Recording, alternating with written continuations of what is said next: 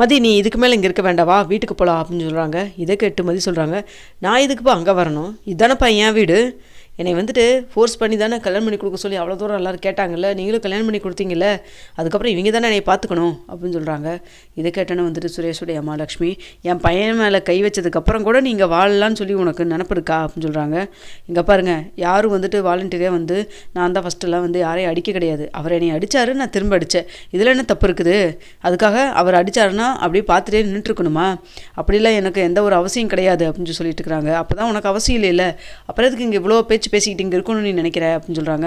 இங்கே பாருங்கள், நீங்களே தான் வந்து பொண்ணை கொடுங்கன்னு சொல்லிட்டு அவ்வளோ தூரம் வந்து ஃபோர்ஸ் பண்ணி எங்கள் அப்பா எங்கள் அம்மாவெல்லாம் நிம்மதியாக இல்லாமல் இருக்க வச்சு நான் சொன்னதை கூட கேட்க முடியாத அளவுக்கு வந்துட்டு நீங்கள் பேசுனீங்க. உங்கள் மாப்பிள்ளை தங்கராஜ் வந்து கொடுத்த ப்ரெஷரில் எங்கள் அப்பாவும் வந்துட்டு நான் சொல்கிறதெல்லாம் கூட காதுக்குள்ளே வாங்காமல் கல்யாணம் பண்ணி வச்சார். இப்போ வந்துட்டு நீங்கள் டார்ச்சர் பண்ணி என்னை வீட்டிலேருந்து வெளில அனுப்பிச்சா நான் எங்கள் வீட்டுக்கு போகணுமா?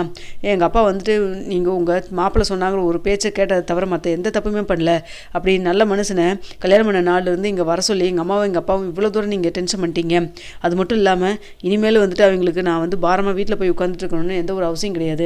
இந்த வீட்டில் கல்யாணம் பண்ணி தானே கூப்பிட்டு வந்தீங்க, நான் இங்கே தான் இருப்பேன், அதுக்கு மேலே நீங்கள் எதாவது பண்ணணும்னா நீங்கள் சட்டப்படி என்ன பண்ணுறீங்களோ அதை பண்ணிக்கிங்க அப்படின்னு சொல்கிறாங்க. இதை பார்த்துட்டு இருக்க சுரேஷ், என்ன வாய் ஓவராக போயிட்டுருக்கு, இங்கே பாரு என்னோட சேர்ந்து வாழ முடியாது, குடும்பம் நடத்த முடியாதுங்கிறீங்கள, அப்புறம் எதுக்கு நீங்கள் இருக்கணும், நீ கிளம்பி போடி அப்படின்னு சொல்லிட்டு கழுத்து பிடிச்சி தள்ள வெளில வராங்க.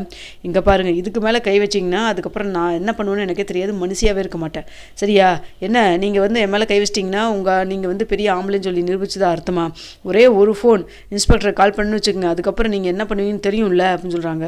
அதை கேட்டேன்னு வந்துட்டு சுரேஷோடைய அம்மா, ஓ ஸ்டேஷனுக்கு அடுத்தது குடும்பத்தோடு கொண்டு போய் நிற்க வைக்கலான்னு முடிவு பண்ணிட்டியா அப்படின்னு சொல்கிறாங்க. இதை பார்த்துட்டு இருக்கிற உடனே மதியோடைய அப்பா, அவள் பண்ணுறதுல என்ன தப்பு இருக்குது, நீங்கள் வரம்பு மீறி போயிட்டுருக்கீங்க, அவள் தான் சொல்கிறாள்ல நீங்கள் எல்லோரும் சேர்ந்து தானே வந்து வற்புறுத்தி தானே கல்யாணம் பண்ணிக்கிறேன்னு சொல்லி என் பொண்ணை கல்யாணம் பண்ணி கூட்டு வந்தீங்க, வந்த நாள்லேருந்து அவளை நிம்மதியாக இருக்கவில்லை, எங்களே நிம்மதியாக இருக்கவில்லை, அவள் ஸ்டேஷனில் போய் கம்ப்ளைண்ட் கொடுக்குறதுல என்ன தப்பு இருக்குது, போதாத குறைப்பு மாப்பிள்ளை அடிக்க வர ஆரம்பிச்சிட்டாரு, நீங்கள் படித்தவர் தானுங்க, நான் சும்மா ஒன்றும் கேட்கல, மாப்பிள்ளைன்னு சொல்லி தன்னால் ஒரு மரியாதை கொடுத்துட்டு இருந்தேன், என் பொண்ணு மேலே கை வைக்கிற அளவுக்கு என் பொண்ணு என்ன தப்பு பண்ணிட்டா, குடும்பம் நடத்துறதுக்கு 2 பேர்த்தோடைய ஒத்துழைப்பு இருக்கணும், அதை விட்டுட்டு நீங்கள் என்னமோ வந்துட்டு ரோட்டில் இருக்கிற வந்து ஏதோ குடிச்சிட்டு வந்து ஒருத்தர் வந்து ஒரு பொண்ணுக்கிட்ட நடந்துக்கிற மாதிரி நீங்கள் நடந்துக்கிட்டு என் பொண்ணை அடிக்கிறது மட்டும் இல்லாமல் உங்களுக்கே அசிங்கமாக இல்லை, ஸ்டேஷனில் ஒரு பொண்ணு வந்து உங்கள்கிட்ட இது மாதிரி கம்ப்ளைண்ட் கொடுத்தா நீங்கள் என்ன இது மாதிரி தான் வந்து பேசிகிட்டு இருப்பீங்களா, இப்போ உங்களுக்குன்னா ஒரு நியாயம், ஸ்டேஷனில் வந்து யாராவது கம்ப்ளைண்ட் கொடுத்தா அவங்களுக்கு ஒரு நியாயமா, என்னங்க நீங்கள் எப்படி இருக்கீங்க அப்படின்னு சொல்லிட்டு உடனே மதியோடைய அப்பாவுக்கு சப்போர்ட் பண்ணி பேசுகிறாங்க. இங்கே பாடுறா சுரேஷ், இந்த குடும்பமே சேர்ந்து நம்மளை எல்லாத்தையும் கொண்டு போய் ஜெயிலில் தள்ளுற முடிவு பண்ணிட்டாங்க, நீ வந்து இதுக்கு மேலே பேசிகிட்டு இருக்க வேண்டாம், அவள் என்ன போய் கம்ப்ளைண்ட் பண்ணுறது, நீயே போய் சொல்லு அப்படின்னு சொல்கிறாங்க. நீங்கள் தானே போய் சொல்லுங்கள், போங்க, என்ன நடந்ததோ அதை போய் அப்படியே சொல்லுங்கள், ஸ்டேஷனில் இருக்கவங்கள உங்கள் மூஞ்சில் தான் காரி துப்புவாங்க அப்படின்னு சொல்லி பேசுகிறாங்க. இங்கே பாரு மதி, தேவையில்லாமல் நீ பேசிகிட்டு இருக்க அப்படின்னு சொல்கிறாங்க. தேவையில்லாமல் நடந்துக்கிட்ட நீங்கள் தானேங்க, அமைதியாக இருங்க, கொஞ்சம் பொறுமையாக இருங்க, கத்தாதீங்க, சத்தம் போடாதீங்கன்னு எவ்வளோ தூரம் எடுத்து சொன்னேன், கிளிப்புள்ளிக்கு சொல்கிற மாதிரி சொன்னேன், ஆனால் நீங்கள் என்னமோ ஒரு மாதிரி இப்போ பண்ணிவிட்டு இப்போ வந்துட்டு எல்லாத்துக்கு முன்னாடி அசிங்கப்படுத்தி நிற்கிறது நீங்களா நானா அப்படின்னு சொல்லிட்டு இருக்கிறாங்க. அப்போ வந்துட்டு இந்த விஷயத்தெல்லாம் கேள்விப்பட்டு தங்கராஜ் வந்துடுறாங்க. தங்கராஜ் வந்தோன்னே என்னடா சுரேஷ் பண்ணி தொலைஞ்ச அப்படின்னு சொல்கிறாங்க. அப்படின்னு ரேவதி வந்துட்டு, நான் உங்கள்கிட்ட எத்தனை தடவை படித்து சொன்னேன், நம்ம வீட்டில் இந்த இன்சிடென்ட் நடந்தப்பே நான் சொல்லிட்டேன்ல, அவங்க வாழ்க்கையை எப்போ ஆரம்பிக்கணும்னு தோணும் அவங்க பண்ணி போகிறாங்க, நீங்கள் தேவையில்லாமல் மூக்கு நுழைக்காதீங்கன்னு உங்கள்கிட்ட ஏற்கனவே சொன்னல, மீறி அதுக்கப்புறம் நீங்கள் சொன்னதை கேட்டு சுரேஷ் அங்கேயும் இதே மாதிரி நடந்துக்கிட்டு தலையிலே அடிபட்டுது, இப்போ மீண்டும் 2வது முறை நீங்கள் பண்ணுறது தாங்க தெரியும் அப்படின்னு சொல்லிட்டு இருக்கிறாங்க. இதை பார்த்தோன்னா வந்துட்டு என்ன சொல்கிற ரேவதி அப்படின்னு சொல்லிட்டு ரேவதியுடைய அப்பா கேட்குறாரு.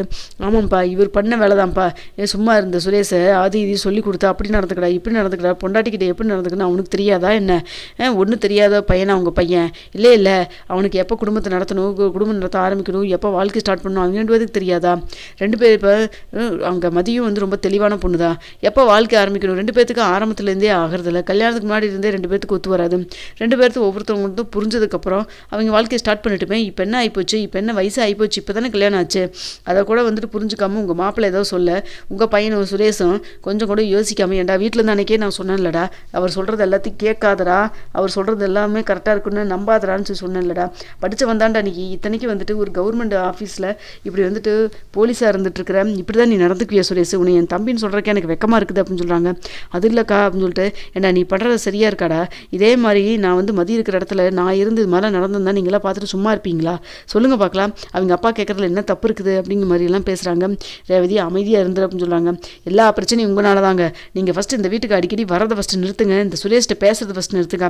அவங்க வாழ்க்கை அவங்களுக்கு பார்த்துக்க தெரியும், தேவையில்லாமல் வந்துட்டு நீங்கள் உங்கள் பிரச்சனையும் ஆயத்திட்டு இருக்கு, அதை பாருங்க அப்படின்னு சொல்கிறாங்க. ரேவதி நீ ரொம்ப ஓவராக பேசுன்னு சொல்லிட்டு ரேவதி மேலே டக்குன்னு கையை வச்சிடறாரு தங்கராஜ். இதை பார்த்துட்டு இருக்கிற தங்கராஜை எதுக்கு மாப்பிள்ளை இப்படி பண்ணுறீங்கன்னு சொல்லிட்டு ரொம்ப கோவமாக ரேவதியுடைய அப்பா கேட்குறாங்க. இப்போ தெரியுதா அப்பா உங்களுக்கு, உங்கள் பொண்ணை ஒருத்தர் அடிக்கிறப்ப உங்களுக்கு எவ்வளோ கோவம் வருது, அதே தானே மதியோட அப்பாவுக்கும் கோவம் வந்திருக்கு. என்ன நான் திருப்பி அடிக்கலை, மதி திருப்பி அடிச்சிட்டா, அவ்வளோதான் வித்தியாசம், நானும் திருப்பி அடிச்சிடுவேன்.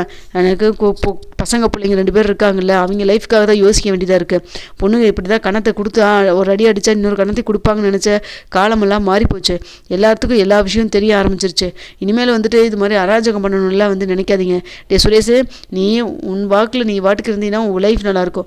அதை விட்டுட்டு இவர் வேலை வாங்கி கொடுத்தாருன்னு ஒரே காரணத்துக்காக அவர் சொல்கிறதுக்கெல்லாம் மண்டையாட்டிக்கிட்டு அவர் சொல்கிறதையெல்லாம் நீ வந்து பூம்பு மாடு மாதிரி கீ கொடுத்த பொம்மையாட்டு நடந்துருந்தீங்கன்னா உன் வாழ்க்கை ஒன்றுக்கு இல்லாமல் போயிடும். தயவுசெய்து இதுதான் கடைசி, ஒழுங்காக நடந்துக்கோ அப்படின்னு சொல்லிட்டு இருக்கிறாங்க.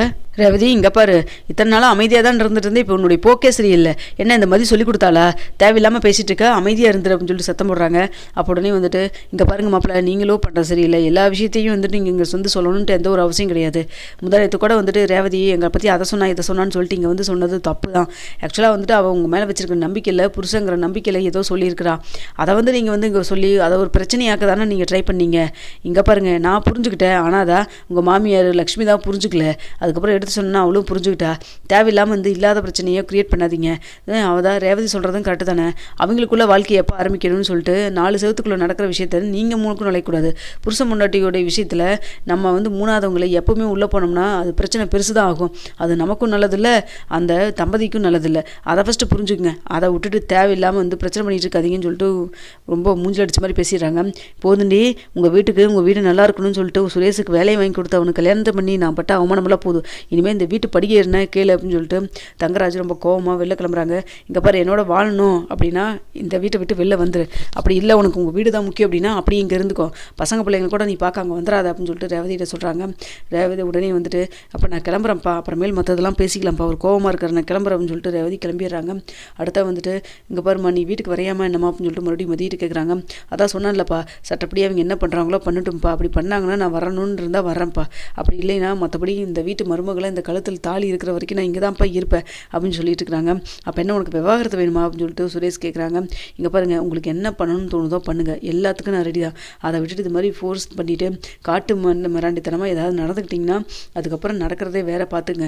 இது ஒன்று தான் லாஸ்ட்டு, இனிமேல் மறுபடியும் இது மாதிரி நடந்துட்டிங்கன்னா நான் கண்டிப்பாக அதுக்கப்புறம் ஸ்டேஷனுக்கு ஏன் போகிறீங்க, போய் அவர்கிட்ட ஏன் கம்ப்ளைண்ட் பண்ணுறேன், இங்கே ஏன் கம்ப்ளைண்ட் பண்ணுறேன்னு என்கிட்ட யாரும் கேள்வி கேட்காதீங்க, எல்லாத்துக்கும் சேர்த்து தான் சொல்கிறேன் அப்படின்னு சொல்லிட்டு பெட்ரூம் போய் தூங்குறதுக்காக போய் கதவை லாக் பண்ணிக்கிறாங்க. இங்கே மதியோடைய அப்பாவும் கிளம்பிடுறாரு. என்னடா சுரேஷ் இது, ஏண்டா உன்னை என் பையனாக பெற்றுட்டு நான் படுற பாடு இருக்கேடா, ஏண்டா உங்கள் அண்ணனும் தானே இருக்கான், அவனும் தான் கல்யாணம் பண்ணி குடும்பம் நடத்திட்டு இருக்கிறான், இப்படி தான் நடந்துக்கியாடா, ஏண்டா உனக்கு அறிவு இல்லையாடா, மாப்பிள்ளை என்ன சொன்னாலும் மண்டையாட்டிட்டு கேப்பியாடா அப்படின்னு சொல்லிட்டு கேட்குறாரு. இதை பார்த்துட்டு இருக்கிற உடனே சுரேஷோடைய அம்மா லக்ஷ்மி, ஏங்க இவன் பண்ணல என்ன தப்பு, மாப்பிள்ளை கரெக்டாக தானே சொன்னார், லட்சுமி இதுக்கு மேலே நீ பேசாத, எதுவும் கொஞ்சம் அமைதியாக இரு, வெக்கமா இல்லையா உனக்கு, உன் பையன் என்ன பண்ணிட்டு இருக்கான்னு தெரியுதா இல்லையான்னு சொல்லிட்டு கேட்குறாங்க.